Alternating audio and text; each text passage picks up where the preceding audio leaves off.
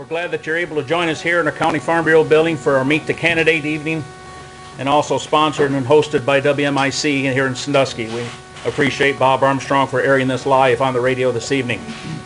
This evening we're going to have the state reps and our state Senate candidates present here to talk and introduce themselves, and for you folks to listen to them and understand a little more about them and give them the opportunity to respond to some questions.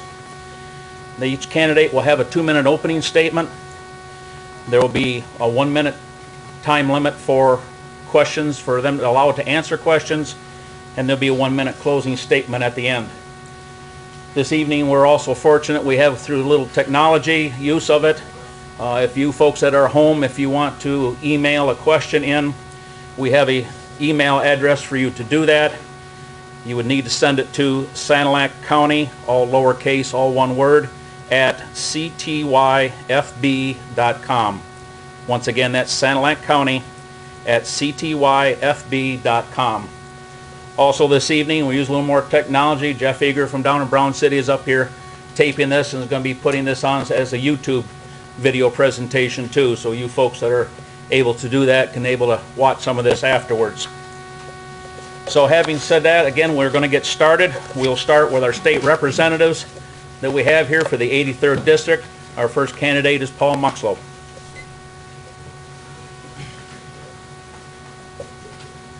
Thank you, Brian, and thank you to Farm Bureau for hosting this forum this evening, and I appreciate that. I'm Paul Muxlow from Brown City, born and raised on a farm. I've been dealing with farmers continually and still am. I was chased off the farm by my father, who said, you're the youngest of 8, there's not enough for you, better go find something else to do. So he sent me off to college.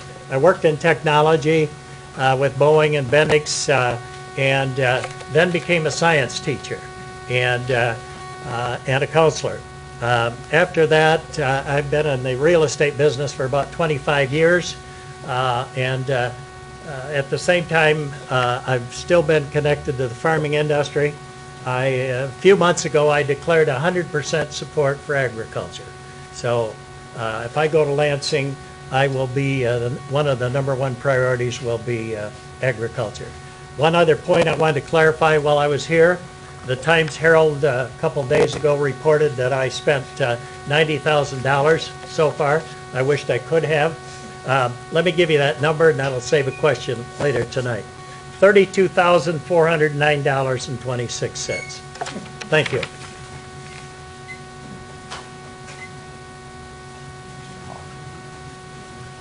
Our next candidate is Mr. Hoffman.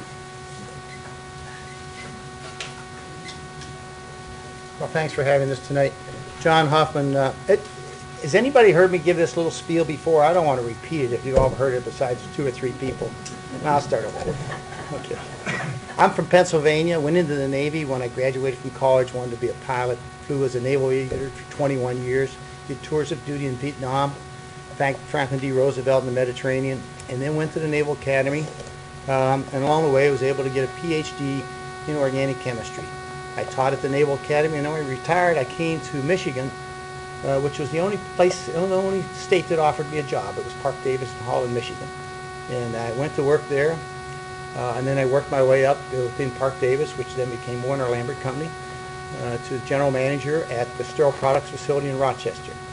I left there and then started an engineering firm in Warren, which that firm is still going strong today. It's what we would call a small business in Michigan. We started without any help with tax credits or tax abatements, and we made it. And it's a thriving business today with 18 employees. I'm semi-retired. I still do a little consulting for the firm, and I have a farm up here in Speaker Township, and I live over in Applegate. My main reason for wanting to go to Lansing is to see if we can stop some of the debacles that our legislature has been going through the last 6 years. They can't get a budget. They can't get anything right. We need to attack our structural problems, which are unfunded liabilities, which is going to sink Michigan just like it's going to sink Greece sooner or later. So that's my main purpose in going. I think I can solve those problems. I've got the experience to do it.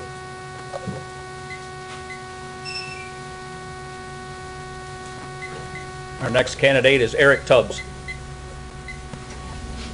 Thank you, Brian. Thank you to Farm Bureau. Good evening, everyone. I'm glad to be here tonight. I'm born and raised in Sandusky and went to college at Northwood University, got a business degree at Northwood. I moved to the Detroit area for about 15 years and worked in the automotive supply industry. I serviced accounts in North America, Europe, and the Far East while I was in the automotive supply industry. While I lived down there, I met my wife Penny, who's with me tonight, and we started a family and decided that we wanted to raise our children up in this area again. So I moved back to Sandusky, joined the family business, which my brother and I now own, which is Tubbs Brothers, the auto dealership out west of town here. The reason that I decided to do this, because I've never run for office before, was I'm very concerned about the business climate in Michigan. We have a situation in Michigan where we are in a downward spiral. If we don't turn it around, we will continue to lose businesses and people out of this state. And it's having a very severe impact on us. We need to fix the business climate in Michigan, which is going to include eliminating the Michigan business tax and the personal property tax on businesses, fix the regulatory climate, which the regulators are taking way too long to approve permits, and it takes longer to get a permit approved in Michigan than it does in most other states. And we need to address the labor climate in Michigan, as we're known to have a very anti-business, pro-union labor climate. Those three things together, if we address them successfully, we can turn the state around. It would be like putting a big open for business sign up over Michigan. Thank you.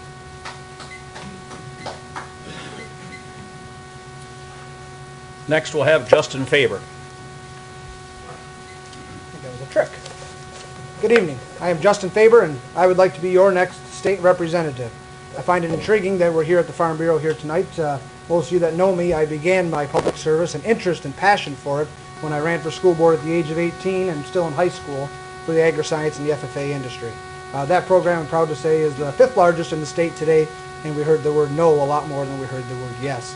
So it goes to prove when you fight for what is right and not always what's popular, you can prove and make those others fail and do what is right. I believe that we need somebody not only to fight for the agriculture industry, we also need somebody to fight for the businessmen, the teachers, the veterans, the firefighters, and everybody else. I am a veteran, a businessman, an EMT, a Christian, a godfather, an uncle, and I am your neighbor. I believe that we need a leader that not only answers to those groups, but every constituent in this district. I think I have knocked down every door, not every door, excuse me, but I have knocked down doors in every single town in our district. And I have felt and I have heard the passion of the people, and I feel that I will take that to Lansing, and I will listen to all those people. I will take what my personal opinion is and set it aside. It is what you people want that will be taken from there. I also am proud to be here. I thank everybody for here and taking part of this process here tonight. It's sometimes disheartening that you see folks that either don't vote, and as I used to tell my great uncle who was on the other party, if you don't vote, I don't want to hear you complain. So with that said, as you go to August 3rd and you go into them primary booths, nobody knows who you vote for, and it's your choice. You can go down that same old road that we've gone down so many times before, or maybe you should choose that new road, one maybe that'll bring a little bit of different change. Thank you, and appreciate your vote on August 3rd.